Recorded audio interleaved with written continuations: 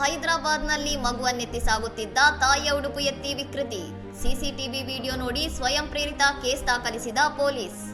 ಹೈದರಾಬಾದ್ನ ಮಣಿಕೊಂಡ ನೆಕ್ನಾಂಪುರ ಪ್ರದೇಶದಲ್ಲಿ ಮಗುವನ್ನೆತ್ತಿಕೊಂಡು ರಸ್ತೆಯಲ್ಲಿ ನಡೆದುಕೊಂಡು ಹೋಗುತ್ತಿದ್ದ ಮಹಿಳೆಯ ಡ್ರೆಸ್ ಎತ್ತಿ ಯುವಕನೊಬ್ಬ ವಿಕೃತಿ ಮೆರೆದಿರುವ ಆಘಾತಕಾರಿ ಘಟನೆ ನಡೆದಿದೆ. ಮೇ 14ರ ಮಧ್ಯಾಹ್ನ ಅಲ್ಕಾಪುರ ಟೌನ್ಶಿಪ್ನ ಅಪಾರ್ಟ್ಮೆಂಟ್ ಬಳಿ ಮಹಿಳೆ ತನ್ನ ಮಗುವನ್ನು ಹಿಡಿದು ಛತ್ರಿ ಹಿಡಿದುಕೊಂಡು ಶಾಲೆಯಿಂದ ಮನೆಗೆ ಹೆಜ್ಜೆ ಹಾಕುತ್ತಿದ್ದಾಗ ಹಿಂದಿನಿಂದ ಬಂದ ಕಿಡಿಗೇಡಿ ಈ ಕೃತ್ಯ ಎಸಗಿದ್ದಾನೆ. ನಡು ರಸ್ತೆಯಲ್ಲೇ ನಡೆದ ಈ ವಿಕೃತ ಕೃತ್ಯದ ದೃಶ್ಯಗಳು ಅಲ್ಲಿನ ಸಿಸಿಟಿವಿ ಕ್ಯಾಮೆರಾದಲ್ಲಿ ಸೆರೆಯಾಗಿದ್ದು ಸದ್ಯ ಇಂಟರ್ನೆಟ್ನಲ್ಲಿ ತೀವ್ರ ಆಕ್ರೋಶ ಮತ್ತು ಸಾರ್ವಜನಿಕರಲ್ಲಿ ಭಯದ ವಾತಾವರಣವನ್ನು ಸೃಷ್ಟಿಸಿದೆ.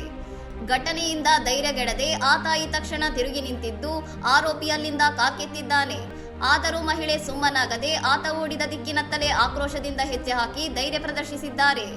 ವಸತಿ ಪ್ರದೇಶಗಳಲ್ಲೇ ಮಹಿಳೆಯರಿಗೆ ರಕ್ಷಣೆ ಇಲ್ಲದಂತಾಗಿರುವ ಬಗ್ಗೆ ಸ್ಥಳೀಯರು ಆತಂಕ ಹೊರಹಾಕಿದ್ದು, ವಿಡಿಯೋ ಆನ್ಲೈನ್ನಲ್ಲಿ ವೈರಲ್ ಆಗುತ್ತಿದ್ದಂತೆ ನರಸಿಂಗಿ ಪೊಲೀಸರು ತಕ್ಷಣ ಅಲರ್ಟ್ ಆಗಿದ್ದಾರೆ.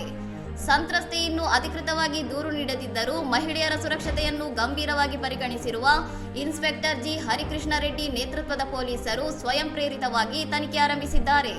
ಇನ್ನಷ್ಟು ಸುದ್ದಿಗಳಿಗಾಗಿ ನೋಡ್ತಾ ಇರಿ ಸೌರಂ ಟಿವಿ.